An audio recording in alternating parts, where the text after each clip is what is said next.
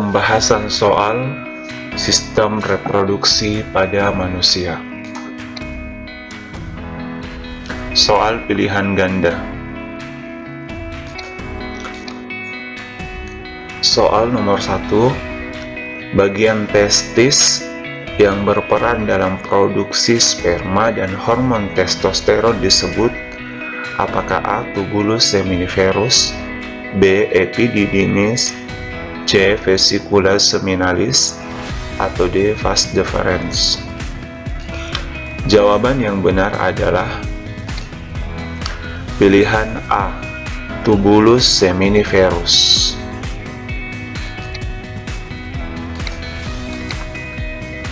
Soal nomor 2. Pasangan antara bagian alat reproduksi laki-laki dan fungsinya berikut ini benar, kecuali apakah A. Skrotum berfungsi sebagai pembungkus testis, B.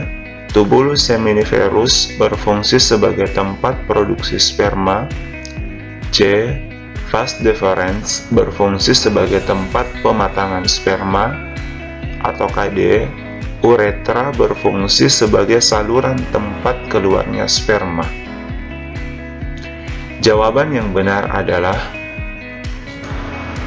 C. Vas deferens berfungsi sebagai tempat pematangan sperma. Jadi vas deferens itu fungsinya sebagai saluran yang mengantarkan sperma dari epididymis ke vesicula seminalis. Tempat pematangan sperma terjadi di epididymis. Soal nomor 3. Ovarium adalah tempat terjadinya apakah A. Fertilisasi, B. Implantasi, C. Perkembangan bayi, atau D. Pematangan ovum?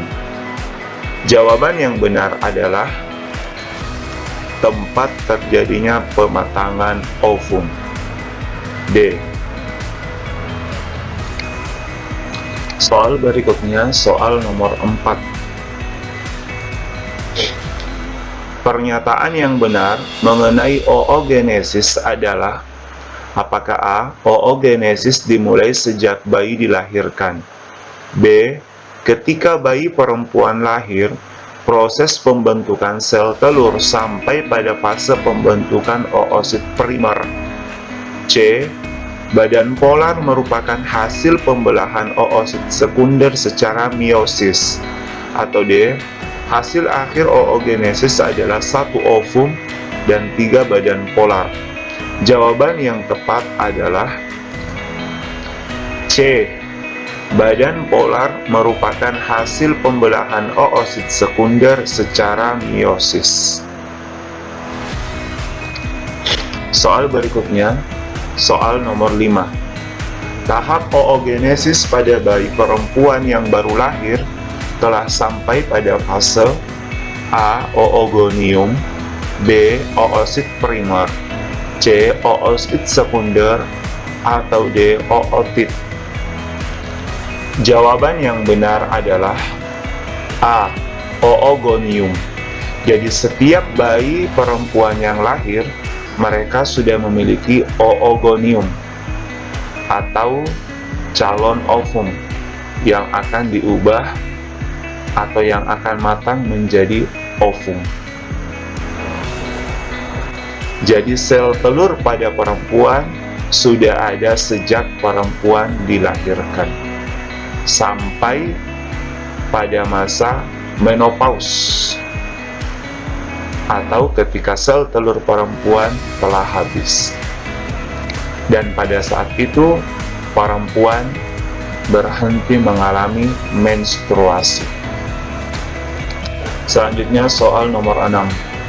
Hormon yang memicu berkembangnya folikel dan penebalan dinding rahim secara berturut-turut adalah apakah A. FSH dan progesteron, B. LH dan FSH, C. LH dan estrogen, atau D. Estrogen dan progesteron? Jawaban yang benar adalah D. Estrogen dan progesteron. Soal berikutnya, soal nomor 7. Berikut ini yang langsung terbentuk setelah proses fertilisasi adalah: apakah A. sel telur, B. sel sperma, C. zigot, atau D. embrio?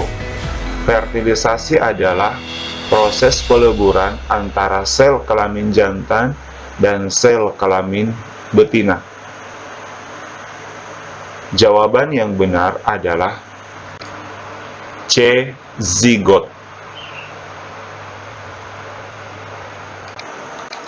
Soal berikutnya, pada siklus menstruasi, apabila fertilisasi tidak terjadi, maka akan terjadi peristiwa berikut, kecuali: apakah A. kehamilan, B. estrogen dan progesteron menurun, C. dinding rahim akan luruh, atau D.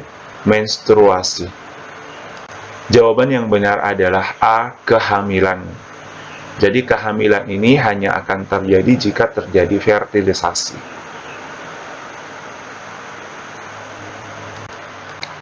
Berikutnya soal nomor 9. Terdapat ciri penyakit sebagai berikut. 1. Gejala awal berupa borok pada tempat masuknya bakteri. 2. Biasanya menyerang daerah sekitar kelamin. 3. Disebabkan oleh Treponema pallidum. Ciri-ciri penyakit di atas dimiliki oleh orang yang menderita penyakit: apakah A. gonorrhea, B. herpes simplex genitalis, C. sifilis, atau D. HIV/AIDS.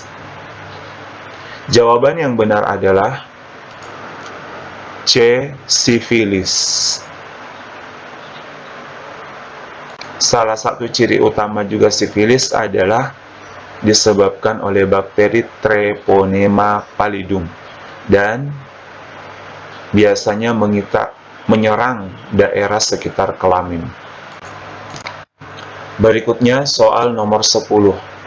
Perempuan penderita diabetes mellitus rentan terserang: A. endometriosis, B. keputihan, C. herpes genital, atau D. sifilis. Jawaban yang benar adalah B. keputihan. Berikutnya soal uraian.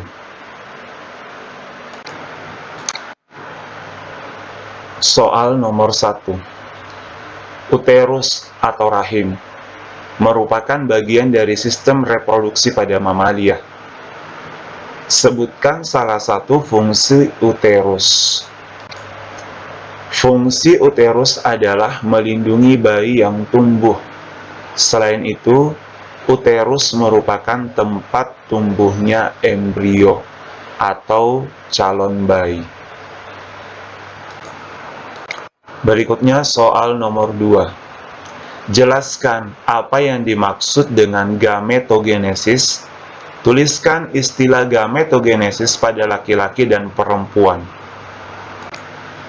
Gametogenesis adalah proses pertumbuhan dan perkembangan sel-sel kelamin. Pada laki-laki, proses itu disebut spermatogenesis atau proses pertumbuhan dan perkembangan sperma. Dan pada perempuan disebut oogenesis, yaitu proses pertumbuhan dan perkembangan ovum atau sel telur. Soal berikutnya, soal nomor 3. Jelaskan apakah yang dimaksud dengan menstruasi pada perempuan. Menstruasi merupakan suatu keadaan keluarnya darah, cairan jaringan, lendir, dan sel-sel epitel yang menyusun dinding rahim atau uterus. Apabila tidak ada sel sperma yang membuahi sel telur, korpus luteum akan berhenti memproduksi estrogen dan progesteron. Rendahnya hormon estrogen dan progesteron ini akan mengakibatkan rusaknya jaringan dinding rahim dan pecahnya pembuluh darah sehingga terjadilah menstruasi. Biasa dikenal pendarahan pada perempuan. Soal selanjutnya, Nomor 4, apakah yang dimaksud dengan fertilisasi? Fertilisasi adalah proses peleburan antara satu sel sperma dan satu sel ovum yang telah matang. Soal berikutnya, soal nomor 5. Bagaimanakah cara penularan HIV/AIDS? Jelaskan pula cara pencegahan agar tidak tertular HIV/AIDS. AIDS adalah penyakit yang disebabkan oleh virus HIV. HIV ini adalah virusnya, AIDS itu adalah penyakitnya. Seseorang dapat tertular virus HIV apabila melakukan kontak dengan penderita seperti berhubungan seksual dengan orang yang memiliki HIV/AIDS atau menerima transfusi darah dari orang yang memiliki HIV/AIDS. Intinya, HIV/AIDS dapat menular apabila seseorang bersinggungan dengan cairan yang berasal dari tubuh penderita seperti air mani, darah, dan air liur. Aktivitas seperti berbicara, berjabat tangan, dan berpelukan tidak akan membuat HIV/AIDS menular. Cara pencegahan agar tidak tertular HIV/AIDS adalah hindari hubungan seks di luar nikah atau zina yang diharamkan dalam agama. Hindari penggunaan jarum suntik secara bersama atau lebih dari satu kali pemakaian. Kemudian melakukan hubungan badan hanya jika sudah menikah dan setia pada pasangan, dalam artian tidak berhubungan badan dengan lawan jenis yang tidak diikat dengan pernikahan. Baik, demikian pembahasan soal sistem reproduksi pada manusia. Semoga bermanfaat. Wassalamualaikum warahmatullahi wabarakatuh.